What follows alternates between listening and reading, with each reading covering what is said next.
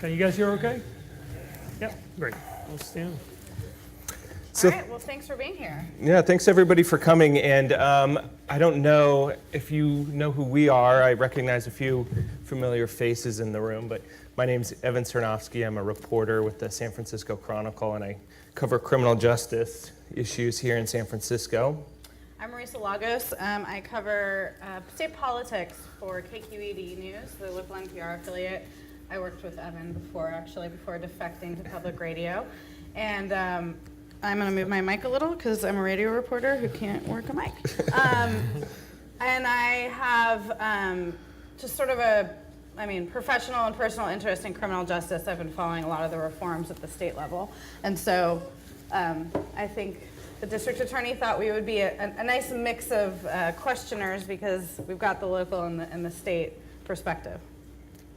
And, first of all, I want to thank both Marisa and Evan. They, in my opinion, are incredible reporters, but more importantly, they're really smart people that know how to ask hard questions. And Marisa has been punishing me for the last 5 or 6 years. And Evans is doing great work. I also want to thank everyone here today, my staff, for your incredible work. Everything that we do wouldn't be possible without you. I want to thank my beautiful wife here, who makes things go for me, and certainly my friends in the Public Defender's Office and other department heads and elected officials. Thank you so much for being here today. Great. So I guess we should probably just jump right into this. And we're looking at our notes on our phones. We're not checking Facebook, just so you know. I'm checking Facebook. Okay. Well, he's a slacker, but yeah. So one of the major issues that's happening right now has been officer-involved shootings, and just the Sunday before last, we saw a particularly tragic episode in Sacramento where an unarmed African-American man was shot by police there on his own property. And I'm wondering, given the history we have in San Francisco, given your office's role that you play with officer-involved shootings here, do you just have any reaction to what's happened over there? Well, I do. Actually, it's really, there are multiple things that come to mind. First of all, I think some of you are aware, but for those of you that are not, when I came to the office, there were a lot of things about officer-involved shootings that were concerning me. One was the way that we didn't make public our investigation, so I immediately started to make public our reports. And then the other thing that really became very obvious to me is that the quality of our investigation was so much predicated on resources that we did not have. And in order to try to bring the right level of resources, it took quite some time.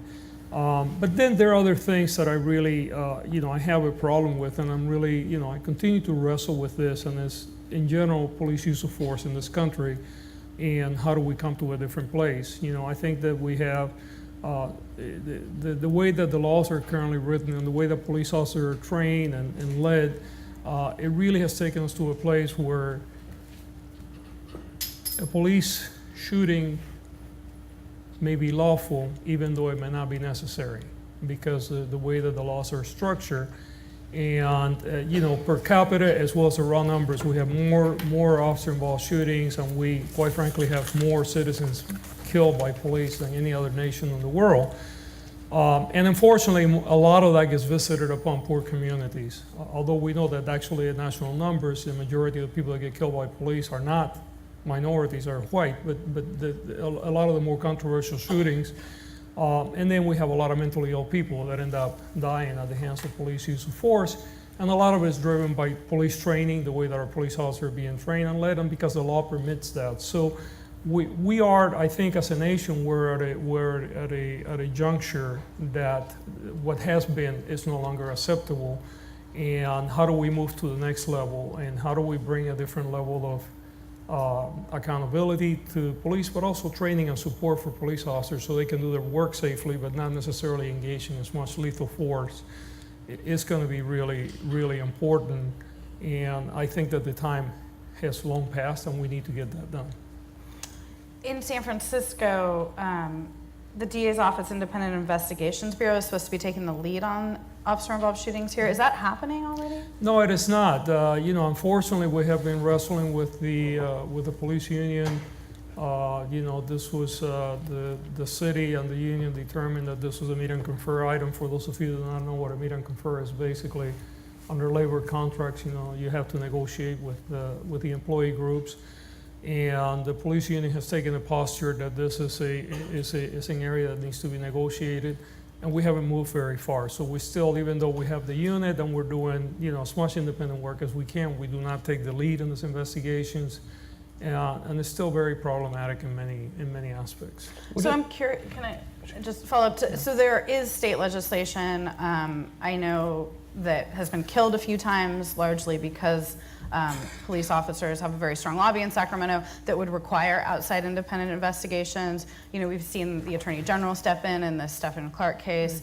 Do you think that legislation is necessary? And more broadly, does there need to be statewide police reform? There's another bill that's set to be introduced next week around just allowing more information about investigations and misconduct for police officers. Yeah. Let me begin by saying that I believe that actually police use of force investigations should be done by completely independent entities. And I'm not sure that even local district attorneys are the right entity to do so. The problem, especially in a state of our size, is that logistically it would be very difficult to have the Attorney General, for instance, having a team in every major metropolitan area, because when you have an officer-involved shooting, you need to respond quite frankly, within an hour or two. The first 8 to 10 hours are critical in the investigation, and if you don't have a team on the ground that has the expertise and is able to get there, you're going to start missing a lot of pieces. So what we tried to do here is, after quite frankly negotiating and asking the AG at the time, now our state senator, to take over this investigations, and understanding why she was reluctant, because again, the logistics that I mentioned, we said, well, the second best thing is for us to create an independent unit, and what we have done is actually move away from our traditional prosecutors. So the unit that we have are prosecutors that do not work in our criminal division. They do not work day in and day out with the police department. In fact, they come with experience. Some of them came from the Justice Department, and they're used to investigating police work. But there's no doubt that still the public doesn't feel that investigations conducted even by IIB are independent enough. And then because you overlay this with the state of the law and how difficult it is to prosecute cases that even they may appear to be on its face unnecessary, because again, the standard is not whether they were necessary or not, right? It's a standard that's complicated, but basically you have a subjective standard, which is what the officer felt at the time, was it reasonable or not? And then an objective standard was how would a reasonable person under the same situation feel that this, that this shooting was proper or not? And then because you don't have to retreat, you have your stand your ground laws and all these things. So, basically the shooting gets judged by what happens in the last few seconds, as opposed to everything that led up to the shooting. What do you think should be done differently in San Francisco? And do you think the new use of force policy that focuses on de-escalation here is the right way to go? Yeah, and I think, by the way... Or is that enough? Yeah, I think by and large, most of the reform when it comes to police use of force really has to come from within training and policy within police departments. By the time you have a shooting, it's really too late. And a lot of the shootings are really precipitated by what I consider to be training that needs to be updated, and not the way that it is. So I think that it is important to have a different policy. I think that the emphasis has to be in the escalation. I think the emphasis has to be in the, respecting the sanctity of life, and that the force that is going to be used should be only the minimum and necessary force. I often used to tell people, and I think it's very relevant today, you should not use force because you can. You should use force because you must, or, which is it's a tremendous difference. All right. We could talk about this all day, I think we'll move on. Yeah. You wanna take this one? Sure. So going a little bit away from use of force, and particularly those are involving violent situations. San Francisco right now is still in the throes of one of the worst property crimes, specifically auto burglary epidemics we've ever seen. 31,000 auto burglaries in 2017, up 25% from already staggering numbers, 85 a day, average of one about every 15 minutes. I know that you've tried to tackle this issue and come up with against some challenges. What do you think that the city needs to do going forward? Yeah, well, I think, first of all, I think the story of property crimes, and especially auto burglaries in the city, is kind of a good news, bad news. The good news is that the most recent numbers that we're seeing some significant reductions. I believe that the police department is conducting better investigations. Leadership around this within policing has increased tremendously. There is more visibility, there is more attention to the work that is being done there. I think that the bad news is still, we have a very large number of these cases and unfortunately very few arrests. I think, if you go back to the numbers last year, it was about 1.3% of the cases that led to an arrest, which is very difficult to hold people accountable if there's not some accountability there. The other part that is important to know is that in my office, we created the Crime Strategies Unit, several years ago, and part of the work there was really to become more thoughtful, more data-driven in the work that we did. And because of the work that we have done around analytics, we were able to identify a lot of things. For instance, that our car break-ins are really driven primarily by small groups of people that are working together. Most people would think a car break-in is a drug addict in the corner breaking into a car randomly. That really isn't what we're finding. We're finding is that the large majority of these cases are groups of people that are organized, and then they in turn are going to organize fences. And as we saw in the case in Santa Clara County, then the property is actually being exported to other countries, interestingly enough. We identified a suspect a couple of years ago and provided that information to policing. So what we want to do is we want to continue to work in a way that we can look at these individuals rather than look at them as a single car break-in and understand that the person that is being arrested has probably committed many other car break-ins, is working in a larger group, and try to connect the dots. And that's one of the reasons why I put a single prosecutor that was dedicated to this work a couple of years ago, but we realized that that's not enough. Her success rate is very high. We're taking action on about 82% of the cases that are brought to us, but clearly not enough. So I've asked the mayor and the board of supervisors to fund a unit, and quite frankly, I've made it very clear, fund it for a couple of years, because if the problem goes away, then we don't need to have this many people. But it really is focusing on having an analytical team working with the prosecutors that can put these cases together in a way that doesn't do the traditional prosecutor work, which is basically a passive recipient of work from the police and taking one case at a time. And instead of doing that, taking the case and looking at it and say, okay, this case is probably worth many other cases, and I'm going to look and I'm going to dig to try to see connections with other cases. There seems to be an effort by some of your detractors, particularly folks in the Police Officers Association, saying that the DA doesn't prosecute these cases. First of all, is that true, or is there any point that, are you too easily moved to cut a deal with somebody, or what is the reality of that situation? Well, I mean, look, the reality to begin with is that out of about 31,000 cases, there were a little over 500 arrests, right? And 82% of the time we prosecuted or took action in those cases. We're working within the law and doing the things that we need to do. I think that the problem is a larger problem. I mean, when I think it's human nature, when things are not working well for you, it's easier sometimes to point the finger in another direction, and I think some of that has taken place. And we have, we work really well with the police. We're working really well with the command staff. We got some new captains that are coming in doing incredible work. If you look at, for instance, Northern Station, huge reduction in property crimes in the last 2 months, Central Station. So there's it's a new evolution of the work. And because of the work that we have been doing with CSU is so tightly connected to the inspectors and the sergeants in the field, we provide them a lot of information. The working relationships are really resulting in much better results. The other part of it too is that the community is an important component too. So one of the things that we put together in the office, we've put together a working group that's now been going on since last year, where we have SF Travel, we have the hotels, we have the Chamber of Commerce. We're now bringing in DPW, we're bringing in MTA, obviously the police and us, and we're meeting monthly and working regularly, identifying what are the things that we can do. Because basically the way that we need to look at this is there's really 3 legs to the stool. First one is prevention. And how do we prevent this case? By educating the public and see what are the things that they can do to minimize the likelihood of victimization. The second one is intervention. What are the things that we can do to reduce the likelihood of crime? So that goes into, for instance, in our parking garages, which most of our car break-ins are occurring, is improving lighting, cameras, security around those parking garages. And then lastly, and really the last resort, is the arrest and prosecution. If we do really well with the first two, then the last one becomes the one that we can really focus on those people that are just consistently victimizing people over and over again and be much more effective.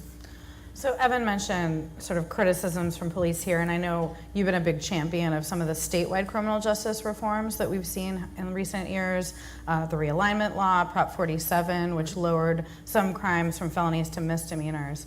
I guess I'm curious if you're concerned, because in addition to some of the things we've already covered with what's happened in San Francisco and the Bay Area around property crimes, we're seeing a concerted effort by some of your colleagues, district attorneys and other places, to really roll back some of these reforms through the ballot box. Yep. I don't know, are we at a moment here, and as someone who's championed these, are you worried that, property crime, like these sorts of statistics kind of give them ammunition for that with the public? Yeah, so look, I think as human beings, it's hard for us to do things differently, right? I personally grew up on the war on drugs, war on crime. I was a warrior, right? I view myself as a police officer in that thin blue line that I had to go out there and make as many arrests as I could. And I did that for years. And for me, it was an evolution. I began to get to the point as I educated myself that there were several things that were happening. Number one, the work that we were doing was not necessarily good socially or economically or even good for public safety. So my commitment and my passion has always been, how do I make a community safer? And in doing so, you have to look for ways that actually that's going to work better. And I came to the conclusion years ago that the war on drugs was a failure. It was a failure in many levels. It was a failure because it didn't necessarily make us any safer. It wasn't really contributing to public safety. To the contrary, it was costing us a great deal, and both socially and economically, and not getting us anywhere. But more importantly, the law is supposed to be equitable and fair. And I think that very few of us would argue that drug use in this country is equal across the distribution lines of gender, economic boundaries, and racial. But when you look at who are the people that are being arrested, prosecuted, and imprisoned, are mostly people of color, mostly African Americans. So you have to start thinking, number one, we're doing something that is not really making us safer. It's breaking the bank. We're not building schools, but we're building more and more prisons. And on top of that, we're really singling out our poor communities, and we're decimating those communities. So that really led to, to many of my push for criminal justice reform, including Prop 47. Interestingly enough, I think there are several things that often are not said. Number one, Prop 47 doesn't deal with car break-ins, right? Car break-ins are not part of Prop 47. Number two, Prop 47 really was geared towards lowering the consequences for drug possession and drug personal use and some of the property crimes that generally touch upon drug addiction and mental health. And then more importantly, we have study after study that's showing that Prop 47 has not caused a crime increase. In fact, there's a recent study that just came out of UCI a couple of weeks ago that shows that, across the state, you have areas where crime has gone down, you have areas where crime has gone up, and you have areas where crime has been flat. If Prop 47 was a cause of increase in crimes, then you would see crime going up everywhere. That hasn't been the case. And then finally, if you look at the last 20 years, we had tremendous crime reduction. We continue to stay in that, sort of that arena of the crime numbers. So the whole idea that Prop 47 is causing crime to go up is really not supported by the evidence. But again, I think it goes back to human nature. We were used to doing things one way, and all of a sudden this is being shifted, and quite frankly, very abruptly, and people are very unsettled with this. You mentioned something that I think is important, which is the disparities within the criminal justice system. We've had before you a previous district attorney who talked a lot about that issue. We have you championing these reforms and articulating that, but those disparities are still persisting in San Francisco. Right, yeah, and it is unfortunate. In fact, what can you do? Well, so here are some things. Interestingly enough, we just finished doing an analysis of our work.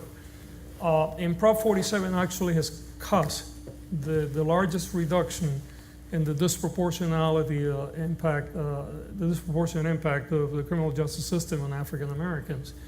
So the numbers are heading in the right direction. That's kind of a good news story. The bad news story is that, for instance, if you look at the African American population of San Francisco today, is around 5%. But if you look at the people that we're arresting and prosecuting, it's very close to 50%, right? So there are still huge problems of disproportionality that are being caused by, you know, economic and social conditions, and quite frankly, a history of system bias. I'm not going to say individual bias, but system bias that continues to permeate the way that we do our work. One of the other big issues that's going on right now around the state with criminal justice reform is bail reform. And we've got the Humphrey case that was just recently ruled on. And you have your own interpretation of what that law means. Can you explain to folks a little bit about how you have read this law and what your office is doing now with regards to detention hearings? And Sure. So let me go back, because I think it's important to put context to it. When I became the DA very early on in 2011, I began to explore the way to start reducing the impact of money bail in the system. And I did so because I'm convinced, but there's a lot of data to support this, that there's no correlation between having money and being dangerous. You could be a wealthy person and be very dangerous. You could be a poor person and not be dangerous. And what money bail results in often is that is the person that cannot afford to post bail the stays in custody, regardless of whether they're going to be dangerous to public safety or not, whereas somebody that can afford bail is going to bail out even though they may be dangerous. So clearly, money bail had no relevance to public safety, and certainly was very inequitable. So I started working with the Arnold Foundation, and we began exploring ways of bringing a risk assessment tool to San Francisco that would start reducing the reliance on money bail, understanding that by the state constitution we're required to provide money bail. That led us to 2016. We actually, with the concurrence of our public defender's office and our bench, we created we calibrated the Arnold risk assessment tool for use in San Francisco, and the early results are very encouraging. First of all, we have reduced pretrial incarceration by about 60%. 90% of the people that were released on the PSA tool did not commit another crime while they were out pending trial. 86% of the people that were released on the tool came back to court. Quite frankly, those numbers are much better than the people that live on the traditional money bail system. The problem that we have now is that the courts are coming back and saying, in the Humphrey case, and there's, and then we got another case actually out of San Diego that is contradicting this, that basically says, you cannot use bail to hold anybody back traditionally, and very problematic, I'll accept you, but we have used money when we have found somebody to be dangerous. The proxy for keeping somebody behind bars has been by raising the bail to an amount more than they can afford, which is why I wanted to go to risk-based tools. Now we're in a place where the state of the law is in flux. There's a lot of ambiguity.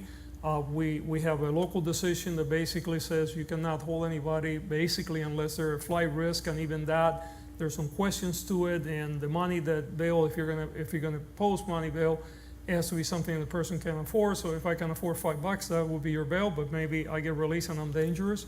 And what I'm doing, actually, I'm writing a letter to the Supreme Court. Actually, we just finished a letter to the Supreme Court. We're asking for review on this case, and because we need to bring, basically what we need is we need a system that has clarity, that allows for people that are dangerous to be held back if that's required, assuming that there are no less intrusive methods like ankle monitoring or some other tool, and allows for people that are not dangerous to be released immediately, and then they can go on to come back at a later date and have their day in court.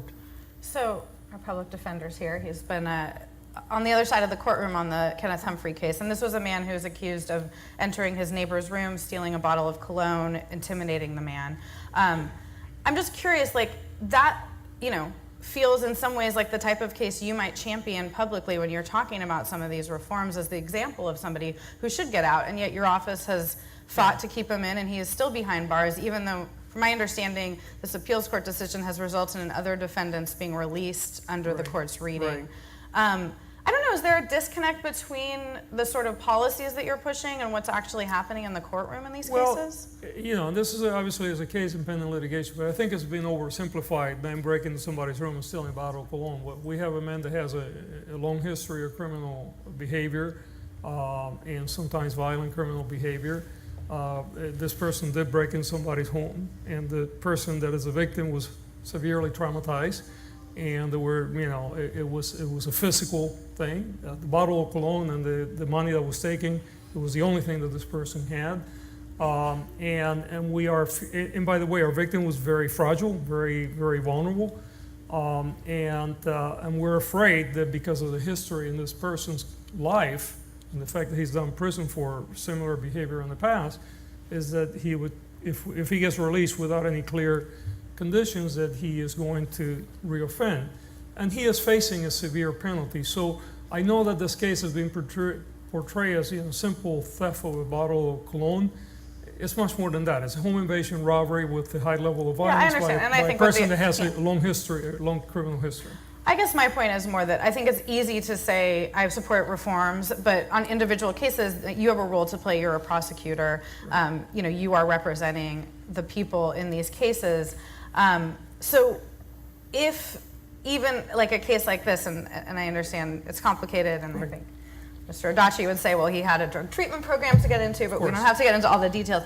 I guess it's just more broadly, though, you know, does this case indicate that there are still problems with the way that San Francisco and other counties are looking at bail versus PSA, this tool, and how difficult it is to actually realize some of these changes when it comes to individual cases? Well, I think it's important. You know, my job as a prosecutor is to protect the public safety, right? Our friends in the public defender's office, their job is to protect each client's right, or certainly for any other defense attorney. Reform, I don't find that reform and public safety are disconnected or that they should be at odds. There are going to be people that need to be held back. There are people that are going to have to be incapacitated in a variety of ways because they are dangerous. And I don't believe that because I am pro-reform, that means that we're just going to simply let dangerous people out on the street to hurt others. I do believe that the levels of intervention that we provide should be the minimum level of intervention to get the work done. So even in the case of Mr. Humphrey, if we can find less intrusive ways to ensure that he doesn't hurt other people, then that should be it. But that exploration hasn't quite happened in a way that I'm satisfied, because I am responsible for other people's safety, right? That victim that is tremendously traumatized, you know, I don't want to see somebody else suffer the same consequences, right? And there's nothing in Mr. Humphrey's background that tells me that I should feel comfortable with him just being allowed to leave without, you know, some further review. So I think, you know, sometimes people sort of translate reform must be against public safety. It's not. I think they're both congruent. In fact, I think that if we lower our incarceration level, especially with early stages, we're less likely to have dangerous people later on. You know, our prisons and our jails take low-level offenders and make them into very dangerous people, right? They're universities for crime. So there are a lot of things that we can do to make ourselves actually safer than we are today, but that doesn't mean that we're going to look the other way when we think someone is unsafe in our mind. And you know, we're not perfect, right? We're human beings, and obviously there are a lot of other factors that come into play. We continue to try to remove our personal opinions, but they certainly come in. Now that the Humphrey case has happened, we're seeing more people released than before. Correct. Is San Francisco equipped to do this? A lot of the times they're sort of released on their own recognizance, or said they have to go and pick up their ankle monitor on their own. Whether or not they do that is up to them. Is San Francisco, does it have the infrastructure right now to handle all these people who are in pretrial detention? No, we don't. Our pretrial diversion nonprofit is terribly underfunded. They're not equipped to do this. And by the way, we're not unique. We're actually in a better place than many other counties around the state. I think that in order for us to do this well, we also have to realize that we're going to have to spend more time and efforts and money in pretrial diversion tools, so that we can have the right level of monitoring and the right level of supervision for people that perhaps are in the medium risk level, right? I hate to simplify this, but if you can think of three buckets, you got dangerous people should not be released. You got medium level dangerousness that needs to be closely supervised, and then you have people that are very low level, and quite frankly, those people, you're better off leaving them alone. If you supervise them, they get worse. And we are not doing very well in that mid-level because we don't have the resources to do this. And that is another area that is going to have to be addressed. Are you confident with the Arnold tool? I know that, we've talked about implicit bias in policing. I think Right. that these risk assessment tools come with potential pitfalls of their own. There was a really interesting investigation ProPublica did about some of the other tools. And one of the criticism of Arnold is that their methodology is a little opaque. And I think they've said that they're going to open that up more. But I guess broadly, are you happy with the way it's working? And is this something you would say recommend to other jurisdictions? Well, I'll start with the last question because it's easier. Would I recommend it? Yes. Have we arrived? No. I think we're a long way from having a perfect tool if that will ever be the case, but I think it's much better, and there's a lot of science behind that tells us that these tools are still better than our intuition and our gut. In fact, there was a study, I think it was Columbia that just published recently, that compared algorithm results versus judges' results, and the judges were wrong about 40% of the time, where the algorithm, the failure rate was less than 10%. So I think this is a work in progress, and I think it requires continuous calibration, continuous review. We all have to feel comfortable with it. There are going to be parts of the tool that the public defenders feel very uncomfortable because they think it treats their clients unfairly. There are parts of the tool that our prosecutors get scared because they say, how can we let this person go? And then, the judges are going to fall in either somewhere in those two universes. But what we know is much better than we were doing before, right? Since we started using the tool, we increased our pretrial release by 60%, and our post-arraignment release somewhere I think is around the 20 percentile or so. And very good results about the people coming back and people not reoffending. So it's much better than we were doing before, but it needs to continue to be developed. We need to continue to look at the areas where there are shortfalls and need to be improved upon. And you're absolutely right that there is no question that part of the tool may be impacted by biases that are set in the system. By the way, the advantage about the Arnold Foundation over the stuff that ProPublica looked at is not the Arnold Foundation is a nonprofit. It's a foundation that really has come to be in about criminal justice reform.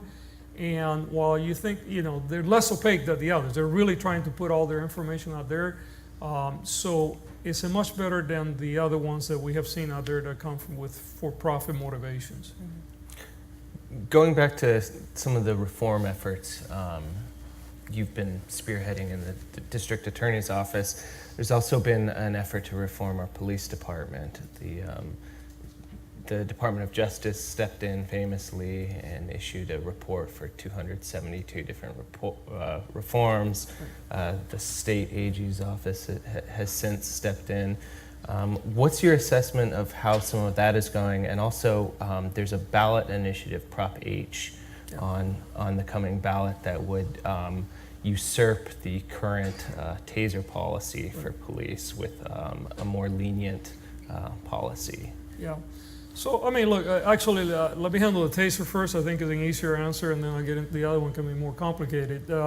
First of all, I'm against bringing police use of force and police use of force tools to a ballot measure. I think that the right place to handle this is as it was handled. The chief of police, the police commission, and the community stakeholders working out a policy, which, by the way, I happen to believe is a much better policy than the policy that would take effect if Proposition H were to pass. I think also I'm very worried about having a police use of force tool be put on the ballot and be placed on the electoral process, because it's subject to, first of all, it's subject to all the misinformation that sometimes goes into the electoral process. But more importantly, I think there are a couple of problems that I see there. First of all, this is purely driven through one lens and one lens only, and that of the police officer association. The level of force that would be approved by this, I think, is less than what it would be this community would feel comfortable with, and we have to be mindful of that. And then the problem is that technology and tools are evolving all the time. If we actually pass this policy through the ballot box, and then a year from now somebody else comes up with a better tool, or there's an evolution of policy and use of force, the only way that you could reform that is by going back to the ballot, which makes no sense at all, as opposed to having the police commission, the chief of police, and the community doing what they should be doing, like in the case of the policy that we now have. And then finally, look, I think it becomes irrelevant, it's moot today if you consider that the officers are going to be equipped with a taser. And I say all this in light of, look, I am a proponent of the officers having tasers. I think some of you may recall when I was the chief of police, I argued with the police commission and many members of the community. I said the officers should have the taser. Given the current technology today, that is one of the best tools that we have available, but it's not a tool that is a free-for-all. It's a tool that has to be controlled through proper training, proper supervision, and it has to be really limited in the application to people that are violent. Yona. And Really just on going the other back to reforms. some of the other larger reforms. I mean, I'm sorry, yeah. the police union is also negotiating a new MOU, which is due in, I guess, the end of June, and have been often recalcitrant about accepting some of these reforms, as you mentioned, wanting to go to meet and confer, and are still doing that now. What's your assessment about how this process is playing out? Well, look, I think this, I'm hoping that the mayor and the board of supervisors take their role seriously here, right? I understand that the union probably has a lot of legislative support to push a lot of this reforms into the arena of negotiating on the meet and confer, but I think we as citizens also have the right to ensure that our police department, their standards of practices and policies and training and all that are conforming to our standards and our norms. And I think that the place to do it is through this negotiation process, where they're negotiating salaries and working conditions. Well, this is part of the working condition. And one of the things that I tell people, and I say that sincerely, us, meaning public servants, we're here to serve the public. It's not the other way around. I understand the union has a different role. The union is not really there to serve the public. The union is to serve their membership. But when there is when the needs and the interest of the public is going to go in a different direction, perhaps as to what the personalized needs of the union or the membership are, then I think that the public needs and desires need to be what drives the conversation. Well, let's move on to something more fun. We've talked a lot about the POA. We could probably talk about that all day too, but one of the things you've gotten a lot of attention for both in and outside the city recently is how your office is handling Prop 64, the marijuana legalization, and this idea of going back and sort of automatically scrubbing people's records. Can you talk a little bit about what brought you to the point of making that announcement and Sure. what you're hearing from other jurisdictions? Because I know that some are following San Francisco's Right. lead. And how is that going also? Yeah. So, well, first of all, again, if we kind of go back a little, what I said earlier about the war on drugs and the impact of the war on drugs on communities of color, marijuana certainly is a classic example, right? I mean, I think that, marijuana use is very prevalent across every group. It's questionable whether it should be classified as a dangerous drug as it is under Schedule 1. But what is really clear is the voters in California made a decision that they were tired of criminalizing marijuana use. They legalized it not only several years ago for medicinal purposes, but now for personal recreation. So we now have the tool, we have the will of the people. So the question is, who should bear the burden of actually having the opportunity to reduce the impact that the arrest and the prosecution in this case has had. And you have to understand that when you get a criminal prosecution and a conviction, there are a lot of things that start to be not available to you. Sometimes public housing, sometimes employment, education. It's a scarlet letter that goes on forever and ever. And if now we have a legislation that allows to remove those scarlet letters from people, then the question becomes, who should bear the burden? Should we have poor people that may not be able to afford an attorney to go to court and do a petition in order to take this off, where we as prosecutors, quite frankly, much easier than the defenders can, we can just simply automatically start removing this from the book. So that's what I did, and we'll Do you continue guys to do tell so. the person? I'm sorry? Do you guys tell the person? Actually, we cannot tell the person sometimes because we may not be able to locate him. I mean, the person can check with us, right? But what we're doing is we're taking all the misdemeanors, and we have come to an agreement with the courts, and we're going to start batching them in batches of 100 a week. Where basically we're just taking those things out of the records. On the felony side, it's a little more complicated because you have to review the individual's criminal history to see whether they qualify or not. So we're working with some other partners trying to see if we can create some algorithms that will read the rap sheet to kind of give us a quick read, and then we will go and confirm if that's the case, and then we can go and reduce the consequences, because if you had a felony conviction, you can get it down to a misdemeanor. If you had a misdemeanor, you can just take it off your record completely. The great news is that not only this is going to be, I believe, a great service to our community here, but other DAs around the state, and interestingly enough, other parts of the country now where marijuana is legal are starting to do the same thing. So hopefully San Francisco started a trend that I'm proud of. All right, maybe one last question before we wrap this up. Immigration is such a huge issue right now. Obviously, our president has very different views than a lot of San Franciscans do about that. What is your office doing when it comes to undocumented defendants, and how do you guys handle this? Yeah. So, and I'm a little careful because as you get older, you have more stories, and I could go on every one of the areas that we talked about. I could tell you about a story that led me to be where I am today. But I think in the case of immigration is one that I wanted perhaps begin by giving a little bit of a background on this, because I think it illustrates a point. When local law enforcement engages in immigration reform, in immigration enforcement, you create a division where people do not trust local law enforcement, and increasingly they will be less likely to report crime, and that impacts everybody. When I was in Arizona, very early on, I was confronted by some community members, actually, the consulate office of another nation. They had a national from that country, young woman that had been brutally raped, and she would not report the crime because she was afraid that if she did, it was not in my jurisdiction, it was in the county jurisdiction, she would be deported. She was even afraid to go to the hospital because in Arizona at the time, if you went through an emergency room, you could actually be reported to immigration services if you could not show that you were authorized to be in the country. So she didn't, and we worked together. We were able to get her some medical services, but there was never a crime report, even though the suspect was a known suspect. About 6 months later, this individual went out and raped again another woman, this time a U.S. citizen, and of course then he got arrested and eventually he was prosecuted. The point to me illustrates how by having people not participating in the system in the early stages, you're impacting everybody else's public safety.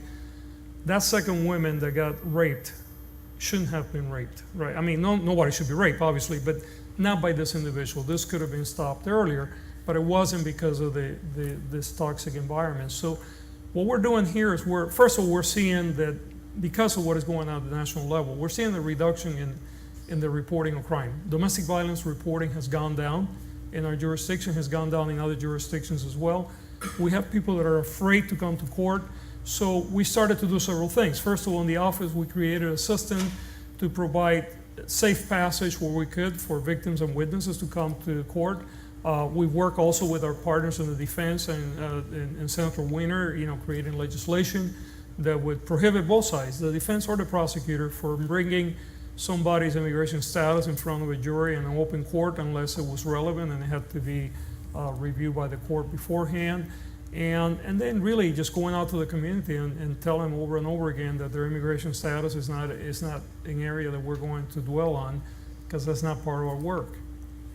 One of the more famous cases involving a person who was in the country illegally was Jose Inez Garcia Zarate. That case, in many ways, may have helped propel Donald Trump to the presidency. He used it as one of his flashpoints, and famously recently he was exonerated on most of the homicide charges in the Kate Steinle killing. Have you had any thoughts about this in the months after it's happened? Yeah.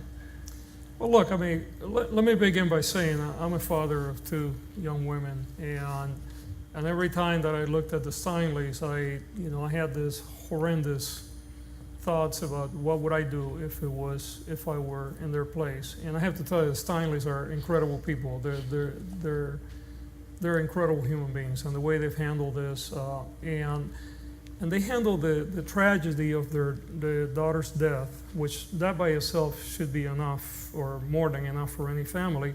But then they had to deal with all the stuff about immigration. You know, at the end of the day, the Steinle case, or Zarate, was a murder case. You know, and tragic as it may be, we handle murder cases, and we know how to deal with those. This case was politicized by Mr. Trump and his administration and others, and continue to be so. And I know there were death threats against the public defender.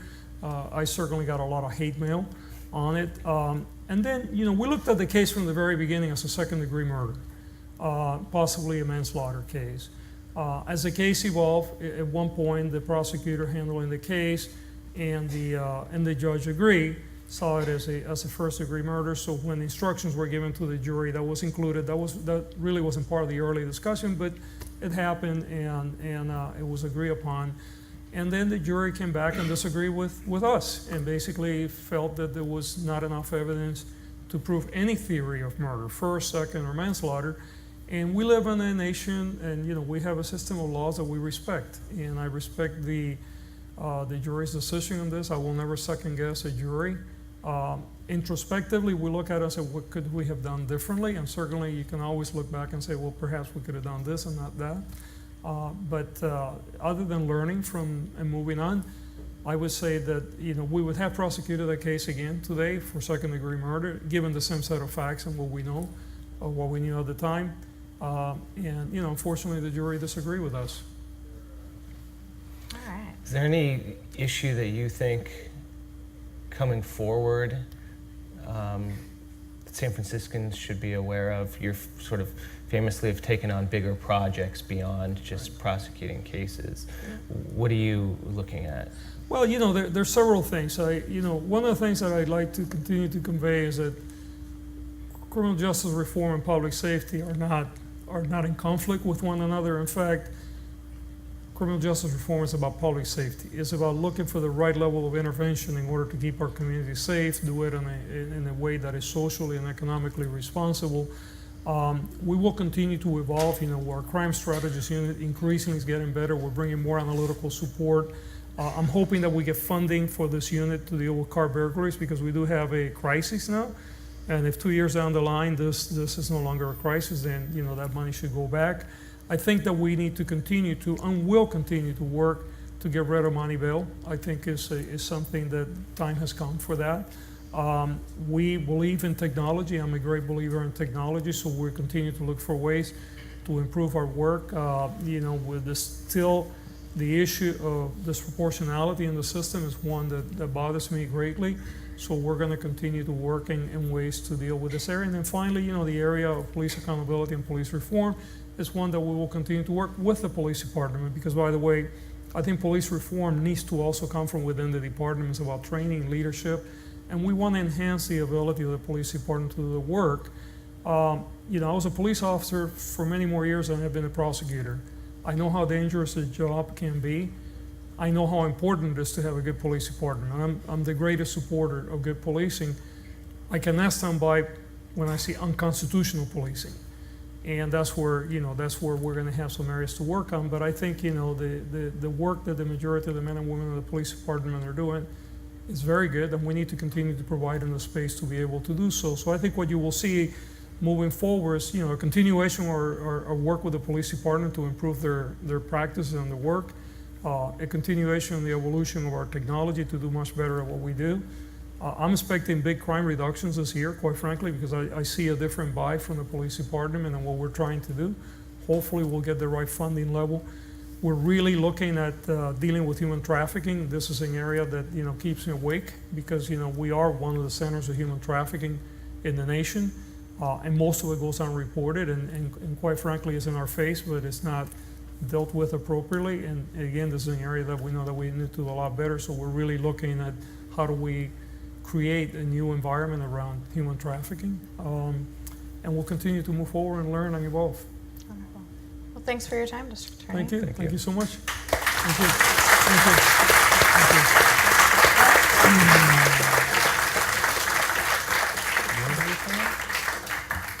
There's a reception downstairs for those of you who would like to join us. Come on down to the Thank you floor so much. library. Yeah, thanks. you. Appreciate it. Thank you. Thank you.